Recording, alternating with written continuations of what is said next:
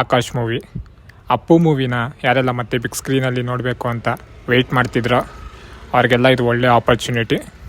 ಈ ಮೂವಿ ನಿಮಗೆ ಥಿಯೇಟರಲ್ಲಿ ಒಂದು ಬಿಗ್ ಸರ್ಪ್ರೈಸ್ ಕೊಡುತ್ತೆ. ಕೆಲವೊಂದು ಮೂವೀಸು ಟಿ ವಿಲಿ ನೋಡಿದ್ರೆ ಅದು ಫೀಲ್ ಕೊಡಲ್ಲ, ಅದು ಥಿಯೇಟರಲ್ಲಿ ನೋಡಿದ್ರೆ ಒಂದು ಡಿಫ್ರೆಂಟ್ ಫೀಲ್ ಕೊಡುತ್ತೆ. ಈ ನಡುವೆ ಬರ್ತಿರೋ ಮೂವೀಸ್ ಎಲ್ಲ ನೋಡಿ ಮೂವೀಸ್ ಮೇಲೆ ಇಂಟ್ರೆಸ್ಟೇ ಹೋಗ್ಬಿಟ್ಟಿದೆ. ಆಗೆಲ್ಲ ಒಳ್ಳೊಳ್ಳೆ ಮಾಸ್ಟರ್ ಪೀಸ್ ಮೂವೀಸ್ ಬರ್ತಿತ್ತು, ಅದನ್ನೆಲ್ಲ ಥಿಯೇಟರಲ್ಲಿ ನೋಡಿಲ್ಲ, ಮಿಸ್ ಮಾಡ್ಕೊಂಡಿದ್ದೀರಿ. ನಾನು ತುಂಬ ವೆಯ್ಟ್ ಮಾಡ್ತಿದ್ದೆ ಯಾವುದಾದ್ರೂ ಥಿಯೇಟರಲ್ಲಿ ರಿಲೀಸ್ ಆದರೆ ಹೋಗಿ ಥಿಯೇಟರಲ್ಲೇ ನೋಡೋಣ ಅಂತ. ಇವತ್ತು ನಾನು ಈ ವಿಡಿಯೋದಲ್ಲಿ ಯಾವುದೇ ರಿವ್ಯೂ ನಾನು ಇದ್ರ ಬಗ್ಗೆ ಕೊಡಲ್ಲ, ಯಾಕಂದರೆ ಈ ಮೂವಿ ಸೆಲೆಬ್ರೇಟ್ ಮಾಡಬೇಕು ಅಂತ ಮೂವಿ.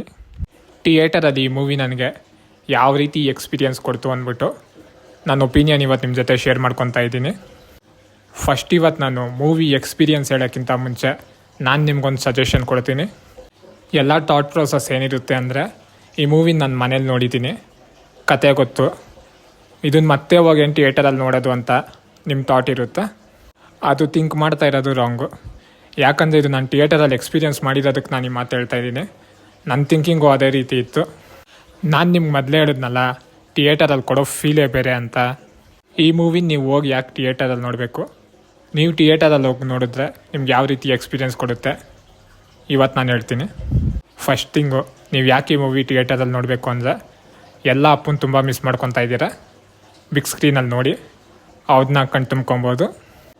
ಮತ್ತು ಇನ್ನೊಂದು, ಇವಾಗ ನಾವು ಒಂದು ಮೂವಿನ ಹೋಗಿ ಥಿಯೇಟರಲ್ಲಿ ನೋಡ್ತಾ ಇದ್ದೀರಿ ಅಂದರೆ, ಫ್ಯಾಮಿಲಿ ಆಗಿರ್ಬೋದು ಇಲ್ಲ ಫ್ರೆಂಡ್ಸು, ಒಂದು ಗ್ರೂಪು ಹೋಗಿ ಥಿಯೇಟರಲ್ಲಿ ಹೋಗಿ ನೋಡ್ತಾ ಇದ್ದೀರಿ ಮೂವಿ ಅಂದರೆ, ಎಲ್ಜು ಫೇಸಲ್ಲೂ ಒಂದು ನೆಗು ಇರಬೇಕು. ನಿಮ್ಗೆ ಯಾವುದೇ ಟೆನ್ಷನ್ ಇದ್ದರೂ ನಿಮ್ಗೆ ಅವನ್ನೆಲ್ಲ ಮರೆಸ್ಬೇಕು. ಕುತ್ಕೊಂಡು ಲಾಸ್ಟ್ವರೆಗೂ ಎಂಜಾಯ್ ಮಾಡಬೇಕು. ಥಿಯೇಟರಿಂದ ಆಚೆ ಬಂದಮೇಲೆ ಎಲ್ಲ ಆ ಮೂವಿ ಬಗ್ಗೆ ಮಾತಾಡಬೇಕು, ಒಂದು ಖುಷಿ ಕೊಡಬೇಕು.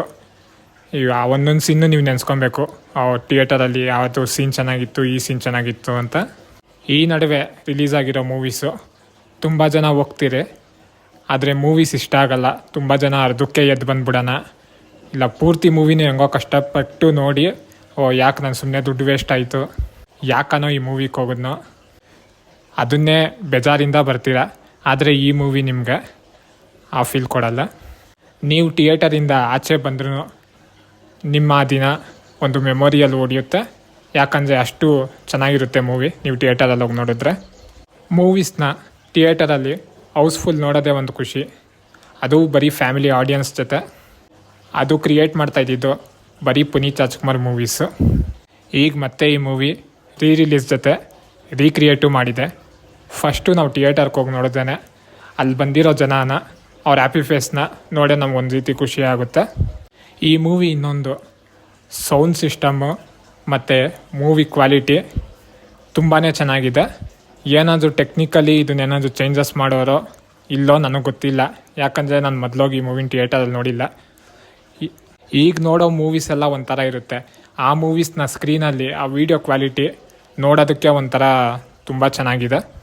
ಮತ್ತು ಮೈನಾಗಿ ಈ ಮೂವಿ ಸೌಂಡಿಂಗ್ ಎಫೆಕ್ಟ್, ಈ ಎಮೋಷ್ನಲ್ ಬಿ ಜಿ ಎಮ್ಸು, ಮತ್ತು ಇಲ್ಲ ಫೈಟು ಸೀನ್ ಬಂತು ಅಂದರೆ ಅದಕ್ಕೆ ಕೊಟ್ಟಿರೋ ಒಂದು ಬಿ ಜಿ ಎಮ್ಮು, ಆ ಸೌಂಡ್ಸು, ಸಾಂಗ್ಸು ಮತ್ತು ಡೈಲಾಗ್ಸು, ಒಂದೊಂದು ಸೀನ್ಗೂ ನೀವು ರಿಯಾಕ್ಟ್ ಮಾಡ್ತೀರಾ, ಆ ರೀತಿ ಇದೆ ಮೂವಿ.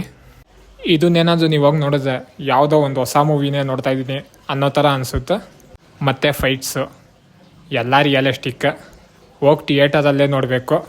ಥಿಯೇಟರಲ್ಲಿ ಆ ಫೈಟ್ಸ್ನ ನೋಡ್ತಾ ಇದ್ದರೆ ಅದು ಹೇಳೋಕ್ಕಾಗಲ್ಲ, ಹೋಗಿ ನೋಡಿದ್ರೇ ಗೊತ್ತಾಗೋದು. ಸಖತ್ತಾಗಿದೆ ಫೈಟ್ಸ್ ಮಾತ್ರ.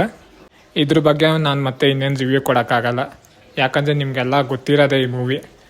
ಮೇಯ್ನಾಗೆ ಥಿಯೇಟರಲ್ಲಿ ಯಾವ ರೀತಿ ಎಕ್ಸ್ಪೀರಿಯನ್ಸ್ ಕೊಡುತ್ತೆ ಅಂತ ನಾನು ಹೇಳಿದ್ದೀನಿ. ನೀವೇನಾದರೂ ಹೋಗಿ ಈ ಮೂವಿನ ಥಿಯೇಟರಲ್ಲಿ ನೋಡಿದರೆ ನಿಮ್ಗೆ ಯಾವ ರೀತಿ ಫೀಲ್ ಕೊಡ್ತು ಅಂತ ನಂಗೆ ಕಮೆಂಟಲ್ಲಿ ತಿಳಿಸಿ. ಮತ್ತು ಇನ್ನೂ ಯಾರೆಲ್ಲ ಹೋಗೋಕ್ಕೆ ಪ್ಲ್ಯಾನ್ ಮಾಡ್ತಾಯಿದ್ದೀರಾ, ಯಾರೆಲ್ಲ ಇನ್ನೂ ಹೋಗಿಲ್ಲ ಕಮೆಂಟಲ್ಲಿ ತಿಳಿಸಿ. ಮತ್ತು ಚಾನಲ್ ಸಬ್ಸ್ಕ್ರೈಬ್ ಮಾಡೋದು ಮರಿಬೇಡಿ.